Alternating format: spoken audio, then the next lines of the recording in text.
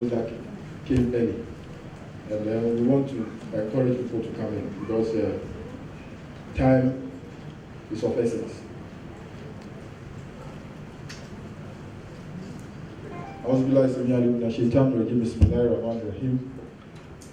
Mr. Chairman, Your Excellency, Dr. Rabiat Wama, invited guests, distinguished members of Ghana Muslim Academy, friends from the media, ladies and gentlemen, I greet you with the Islamic salutation of peace and love that says, Assalamu alaikum wa rahmatullahi ta'ala wa barakatuh. It is a privilege for me to welcome you all to the 17th MA Mujahid Annual Ramadan Lectures. Mr. Chairman, the theme chosen for this year's annual lecture is Absolute Islamic Spiritual Development, Tool for Stabilizing Society. The Ghana Muslim Academy is a group of Muslim intellectuals and professionals of scholarly credentials with the sole aim of promoting education, morality among Muslim youth in particular, and the Ghanaian youth in general. The Academy organizes programs like annual free tuition vacation school for SHS and GHS, annual Ramadan lectures as we are having today, Sisters Forum, Dawah Seminar, Prison Reform Project, guidance and counseling for SHS and GHS, among others. Mr. Chairman, we had the first lecture on the 14th June 2015 on the topic Effective Utilization of the Glorious Quran, Solution to All Needs. And that was delivered by Sheikh Said Mukhtar, who is also a member of Ghana Muslim Academy. And it's a research fellow. The second lecture came off on the 21st June 2015 on the topic Excellent Moral Education, a panacea for an unstable society. And that one also was delivered by Sister Sheyi Salami, a research fellow of Academy.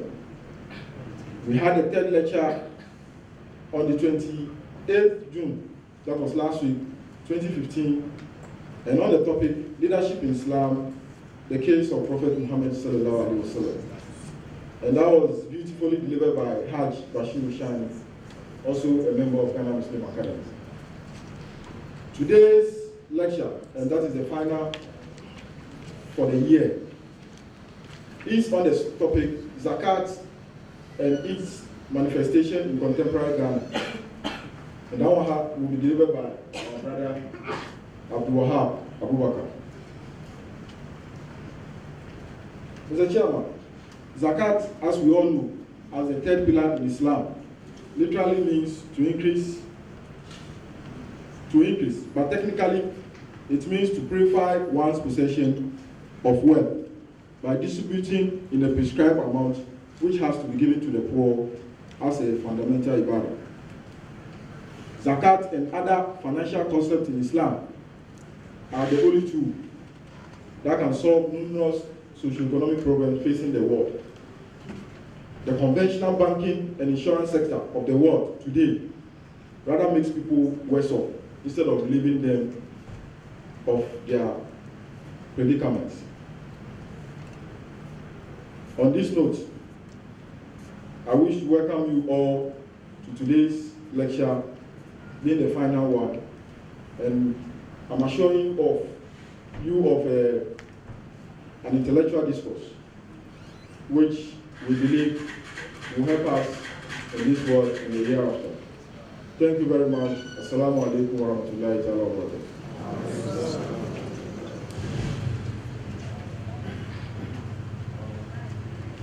Takbir. Thank you very much, Mr. President. Today is the last lecture, like the chairman said. The topic is on Zakat and its manifestation in Ghana. So you get ready with your pen and paper. We have a speaker who has done extensive research in the area, and we have a chairperson who practically has been involved in the little effort we are making to make this pillar of Islam a reality in Ghana. And so we assure you of all the dimensions as far as the topic is concerned.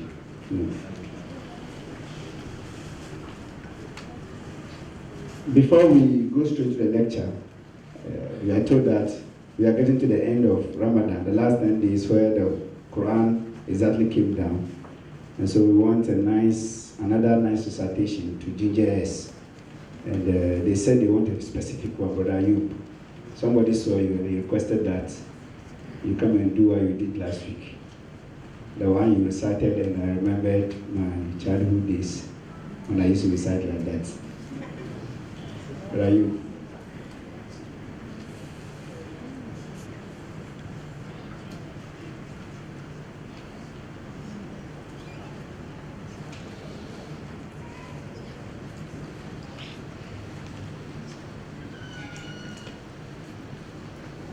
أعوذ بالله من الشيطان الرجيم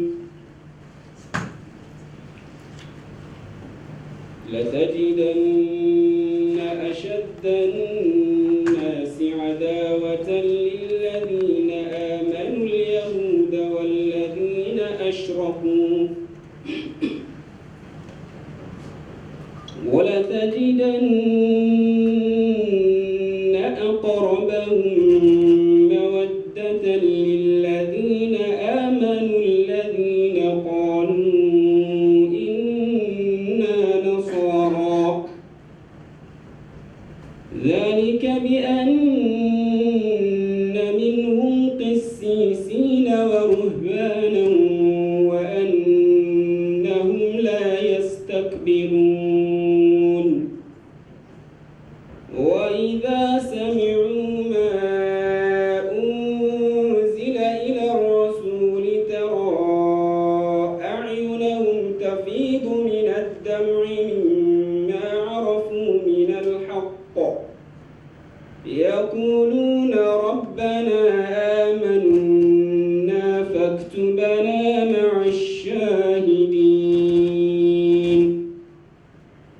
وما لنا لا نؤمن بالله وما جاءنا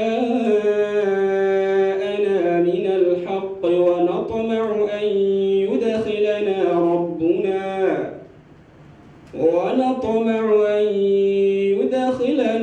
ربنا مع القوم الصالحين فأثابهم الله بما قالوا جنات تجري من تحتها الأنهار وذلك جزاء المحسنين والذين كفروا وكذبوا بآياتنا أولئك أصحاب الجحيم يا أيها الذين آمنوا لا تحرموا طيبات ما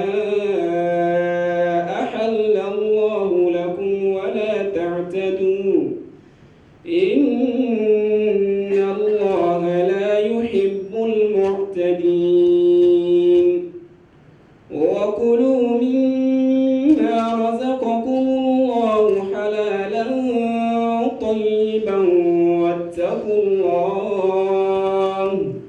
واتقوا الله الذي أنتم به مؤمنون لا يؤاخذكم الله باللغو في أيمانكم ولكن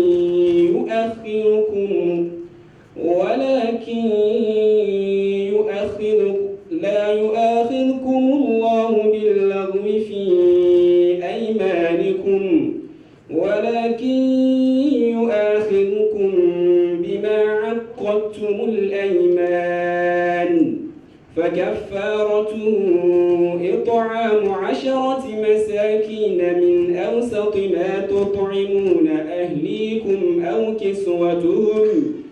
أهليكم أو كسوتهم أو تحرير رقبة فمن لم يجد فصيام 3 أيام ذلك كفارة أيمانكم إذا حلفتم واحفظوا أيمانكم كذلك يبين الله لكم آياته لعلكم تشكرون صدق الله العظيم.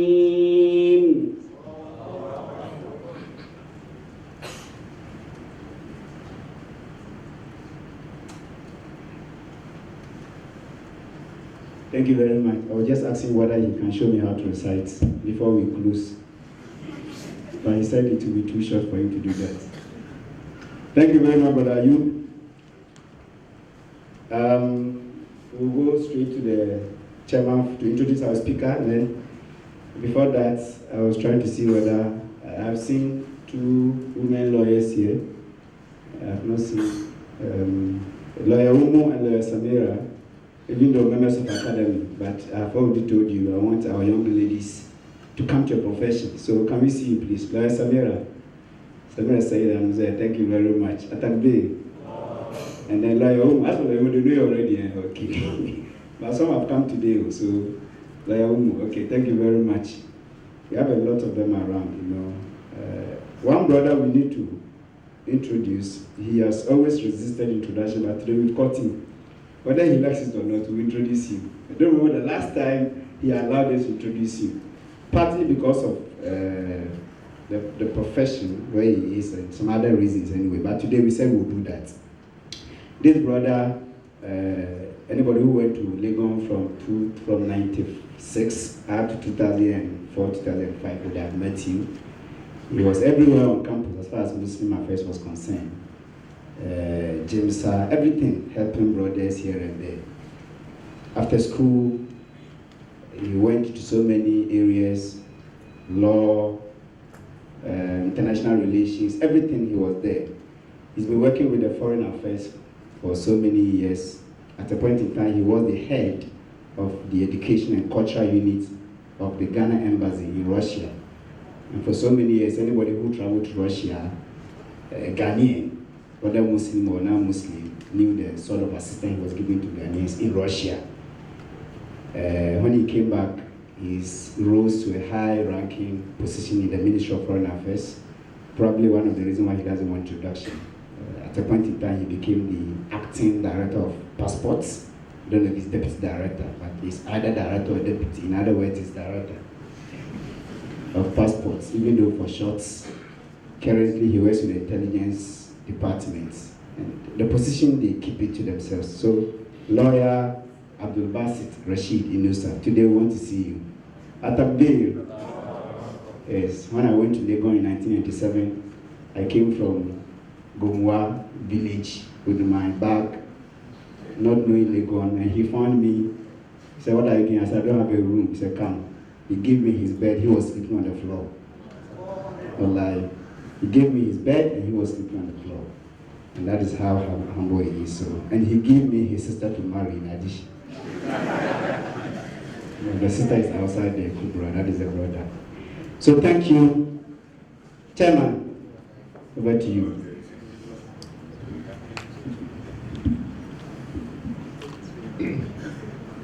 Ladies and gentlemen, assalamu alaikum wa rahmatullahi wa barakatuh. In gathering that is, I'm the type who likes excitement. And when I look at the hall and it looks so dull, I don't feel happy. Probably because I'm a teacher also. I'm in the classroom, I watch the children looking so lively. That's why I jump with children. The days when I was in the classroom, I jump and sit and sing. The latest time I entered one of the classrooms, I sang, and the children were amazed. So I sing also. I'm a teacher. So you see, when we say that takbir, see, I want to hear the response. Takbir. Takbir. Now, the young woman, you see, when you clap, it's not haram. Huh? But you see, we have made the rules so general, too general. Now, our young ladies, they want to clap, they're even afraid. Even if you go to the hadiths that we use, instead of what tasbih lin-nisa, it says so, that clapping is for women. It doesn't outrule it. Is that for the men out is takbir? But unfortunately, we have made it general, so the women are afraid. And you, the men too, when we say at-takbir, the first one, at-takbir, Allahu Akbar. The second one, at-takbir, Allah. At-takbir, Allah. And then keeps on, so we can raise it to a crescendo. I mean, that's, so I'm going to test the women or the ladies. Can you clap for us?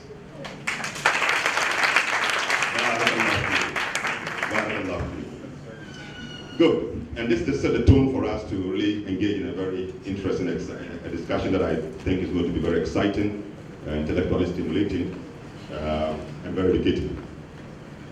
But the one who is going to do the job for us, unfortunately, he doesn't have a date of birth, actually. In fact, he has been eternally present. That is on a lighter note.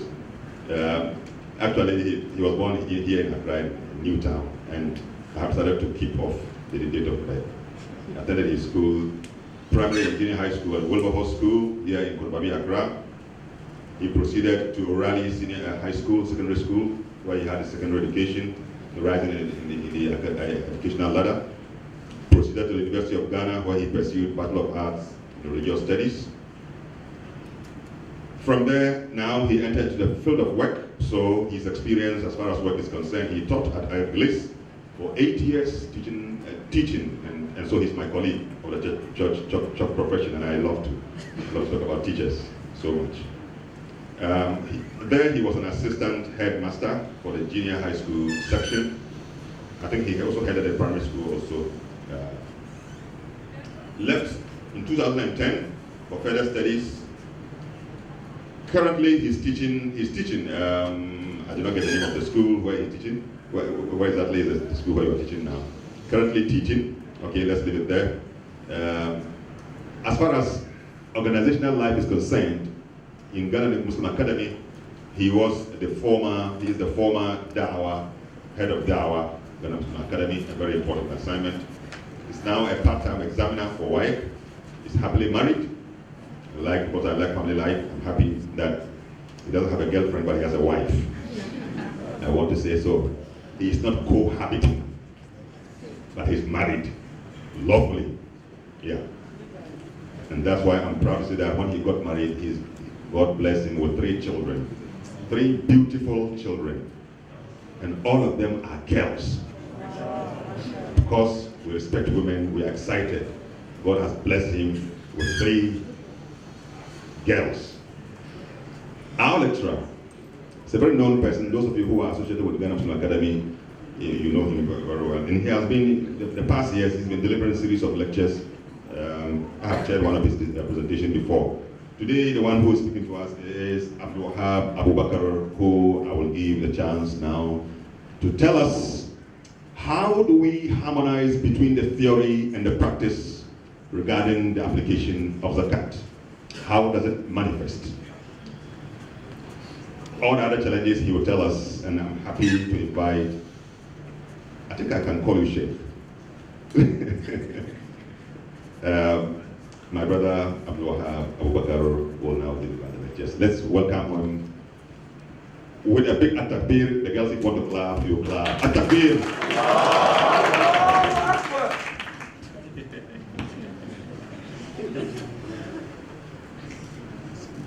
Thank you very much, Mr. Chair.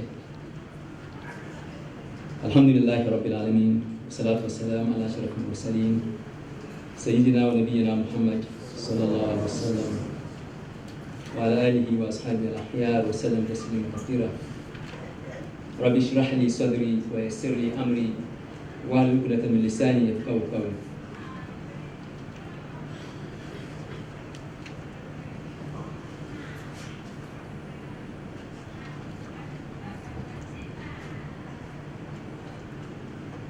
The topic, as rightly mentioned by the chair, is Zakat and its manifestation in contemporary Ghana. Before I came here, last week, I did some lobbying to get some of our, if we call them wealthy Ghanaian Muslims around, but they deserve to be here to listen and be able to influence them if they are not giving out Zakat, to also give out Zakat. But I think I'm here to see some of them here. Those of us who are also around here, I know by the time that we finish, we'll find out whether we are really qualified to give Zakat or not. Mr. Chairman, my mother, Dr. Rabia Tuama, my respected fellow Muslim brothers and sisters, Assalamu alaikum wa rahmatullahi ta'ala wa barakatuh. I want to start my presentation with a quote from the Holy Quran, which stated,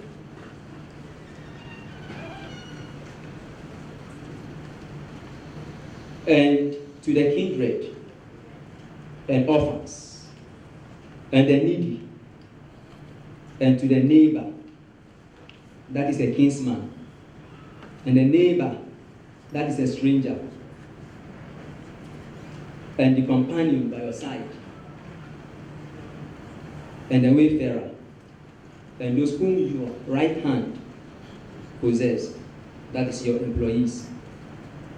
Surely Allah loves not the proud and the boastful." Mr. Chairman, and my respectful fellow Muslims, I salute you once again with Islamic felicitation, which is Assalamu alaikum wa rahmatullahi wa barakatuh. It is very important to remind ourselves that Islam is not only interested in ensuring that people do good to attain salvation in the hereafter, but it is also very much concerned about our social responsibilities in this world towards each other. In the verse I quoted earlier, Allah guides the Muslims to discharge their duties towards all of society. Muslims are required to display kindness to everyone, whether they are kind to them or not. By following this teaching, you can create peace, love, and harmony in the society. Prophet Muhammad, peace be upon him, emphasized love, sympathy, and kindness towards all mankind. Unfortunately, in the Muslim community, these wonderful terms are not emphasized. So we create the impression that Islam is not about love. And our brothers in the other faiths have been emphasizing on love, and I'm sure that is why their churches are always trooped with all kinds of people every Sunday. He said, "None among you is a true believer unless he loves for others what he loves for himself." Prophet Muhammad, peace be upon him, again emphasized on love and kindness for all of Allah's creation. He said, and I quote, "If a Muslim plants a tree and men and animals eat from it, all of these will be regarded as an everlasting act of charity." Everlasting act of charity, a charity that will last forever. Again, the Holy Prophet had exalted, all creatures of Allah are his family. Therefore, among his creations, Allah likes the person who treats his creatures in a good manner and takes care of their necessities.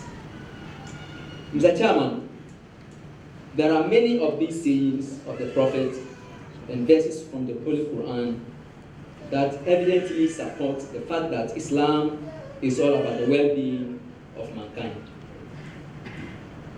My fellow Muslims, it's in the light of the above premise, Zakat was made an obligation on all Muslims who met the criteria as a right of the 8 beneficiaries as outlined in Quran chapter 9 verse 60, which we will mention later in the course of our discussion. According to Abdullah ibn Umar, the Prophet said, Islam is based on 5 principles to testify that none has the right to be worshipped but Allah, and Muhammad sallallahu alaihi wasallam is Allah's messenger. To offer salat dutifully and perfectly, to pay zakat, to observe fast during the month of Ramadan as we are doing today, and to perform Hajj. As a third pillar of Islam, zakat is first of all an ibadah, or worship, whose spiritual impact on purification is most important functions. In fact, the Quran describes the objective of taking out of our wealth as tathir. Tathir in Arabic means purification. So when you pay zakat, when you take your money and give it out as zakat, Allah describes that as purification. You have purified your wealth. The Lisan al-Arab dictionary says the root word zakat from Arabic, in Arabic means cleanliness, growth, blessing, and peace. I repeat this definition once again. The Lisan al-Arab dictionary says the root of the word zakat in Arabic means cleanliness, growth, blessing, and peace. All of these meanings of the word zakat are used in the Quran and Hadith. However, when said about a person, it means to improve or to become a better person. And so when you give out zakat, you become a better person. And I'm sure every one of us here wants to be a better person. Because zakat is a divinely ordained institution and is regarded both as a right of Allah as well as the right of the poor, an Islamic government can forcibly take zakat from the rich if the rich withhold it. Zakat is not just any form of voluntary charity, nor an expression of kindness or generosity. It is all of those combined and much more. For it also includes Allah's consciousness. And that's the main reason why we are even fasting today, to attain Allah's consciousness. And so it includes Allah's consciousness as well as spiritual, moral, and social objectives. So if you attain Allah's consciousness, you are able to uplift your moral, your morality, and you are also able to satisfy your responsibility as a social being. It is an obligation for which one will be called to account before Almighty Allah. Zakat is indispensable because it helps achieve